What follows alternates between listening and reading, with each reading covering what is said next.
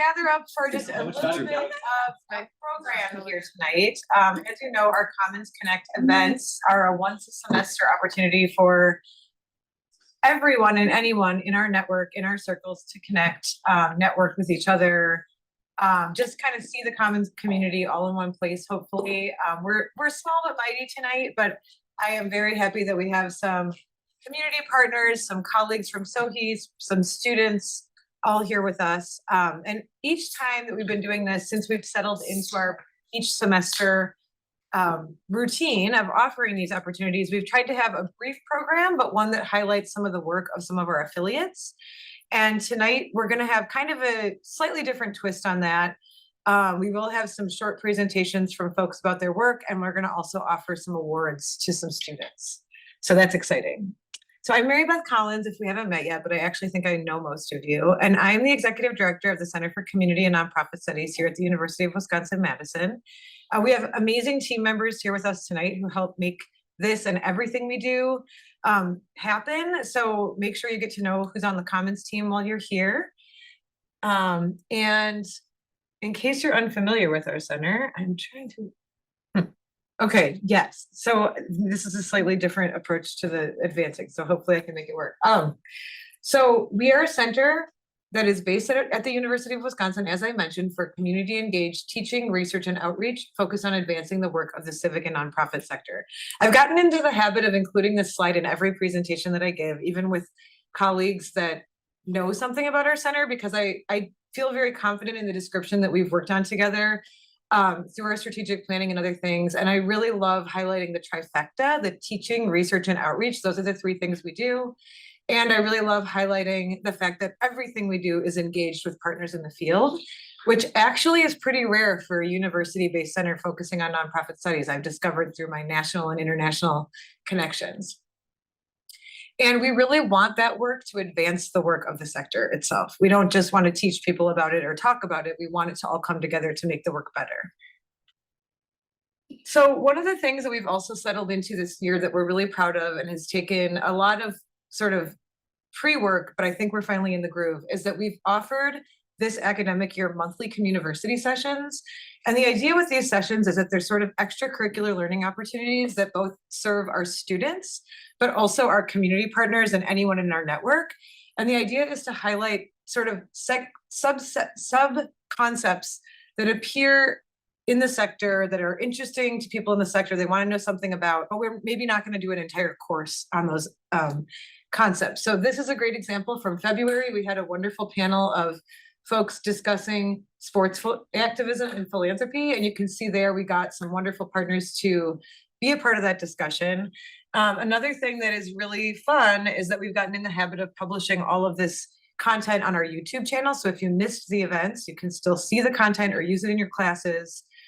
We also had a March event that our colleague, Dr. Laura Evans, led with a community contributor, Henry Carroll of Donor Spring, which is a new startup that is providing kind of support through tech and other methods based on what's been learned from small donor political donations in the political fundraising sphere and pivoting that to nonprofit organizations. So Laura put together a really nice overview of key considerations for promoting your cause in current times with the different platforms that we tend to use. And I thought that was a really practical and helpful discussion. And then finally, the last one that we did just a few days ago was with some of our global partners that are doing youth-based and educational work. And what's really beautiful about this is an expression of the years of work that we've done where we've formed partnerships. We've had people in our master's programs. We've worked with people with student projects virtually. We've hosted some global meetups, and these are all just some of the partners that we have in our network who could speak to global work serving youth and educational opportunities. And then finally, you might have noticed that 2025 has been kind of an unusual time. Lots of policy changes, lots of things happening. So as we've been doing in these changing times, we've been trying to kind of rise to the moment to make sure that we're also providing content as people have critical and urgent questions. And so the 3 additional webinars that we hosted this spring were about media manipulation and strategies for navigating and discerning in this media landscape. And then we hosted both a globally focused and a domestically focused webinar each on just what's happening in 2025 with the sector and funding changes and policy changes. Those are all actually not published on our YouTube channel, but we are writing blog posts for them. The media manipulation one is on YouTube, but the other two, it was a sensitive enough topic that we didn't want to record everything. We wanted people to be able to speak freely. But we are compiling the information gathered into some written pieces, and we already have the global one published on our website, and the other one will be coming soon. And even that one will be adding in some more recent developments because, of course, the last week, the big talk has been the threatening of nonprofit status, tax exempt status in the nonprofit sector, which adds a new layer to what we were even talking about in March. So just wanted to give you a taste of some of our programming that we offered this spring. Thanks to our team for putting that all together. And that tradition will continue. So be on a lookout for those content type offerings in the coming academic year. So now we're going to turn it over to some of our colleagues that are going to give some very brief flash talks on their work. So I think Linnea, actually, I need to correct myself. Dr. Helm is going to present next. Hello, all. I was gently voluntold to prepare some slides to talk about my dissertation research. I graciously said, of course, love talking about myself. So yeah, my name is Linnea. I'm a soon-to-be PhD graduate of the Civil Society and Community Studies Department here in the School of Community Ecology. And I'll be spending my 5 minutes to talk about a transformative participatory evaluation in our design with a bunch of youth evaluators during my dissertation project. So I did want to first define some of these terms and what they mean to me. There's a lot of literature on these terminology, but they mean different things in different contexts. So participatory has a long-standing legacy in the realm of community organizing and community-based education. But in the context of research and evaluation, participatory means that those who are served by interventions, those who are supposed to be impacted by those outcomes, are those who should have a say in the project's design, in the evaluation or research design. And they should play genuine roles in how these projects are undertaken by the group. And they should direct how those findings are used and shared across these different sectors. And so participatory methods become transformative when they advance a social justice agenda that aims to help organizations, individuals, larger systems do better, to build relevant skills through the evaluation or research design, to build those competencies for independence, and to foster social change that actually makes people's lives better in the short term and long term. So I'm going to introduce Game Changers. Game Changers is nested within the RCC Sexual Violence Resource Center, a nonprofit based here in Madison, but that serves the entire county.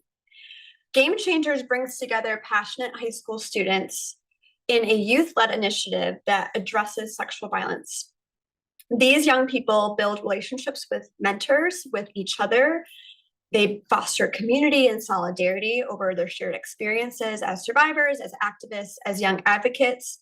And they receive a comprehensive social justice education that covers everything from rape culture to systemic racism to settler colonialism. And they build, through that education, they build civic engagement competencies, they build everyday life skills, and they get to co-create and execute youth-led initiatives in their larger communities, schools, with their families, and with the larger public.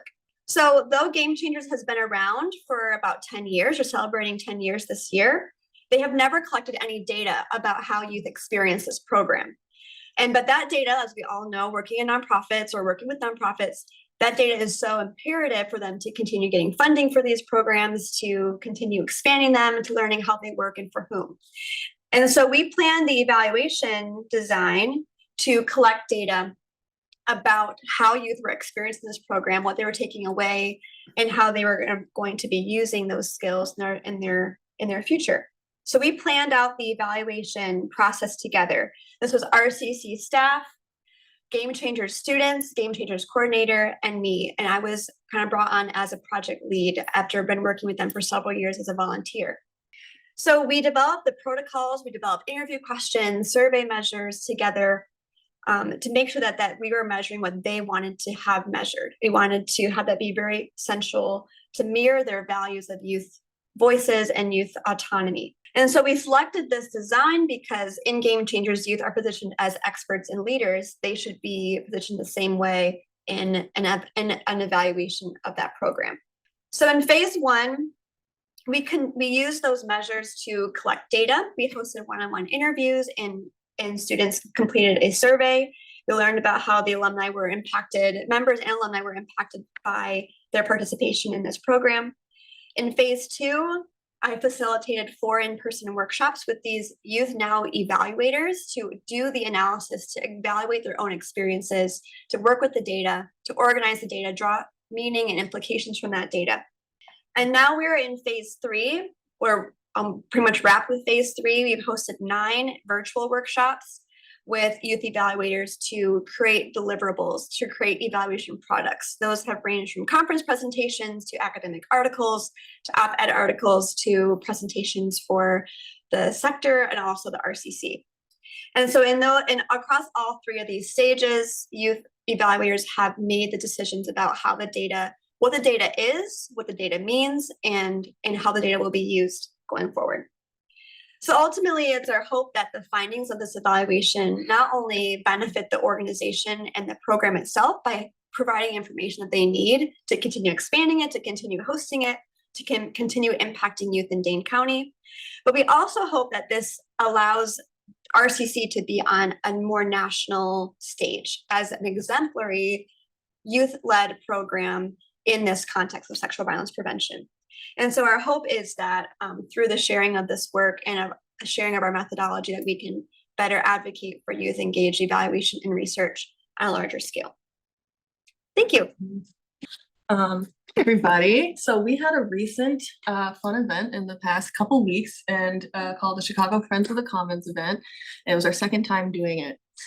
For our first event in fall 2023, the Commons team and advisory board had the goal of building networks in large cities with a robust alumni network and bustling nonprofit scene. So to connect with and support Commons activities and also our students, particularly in the COD major.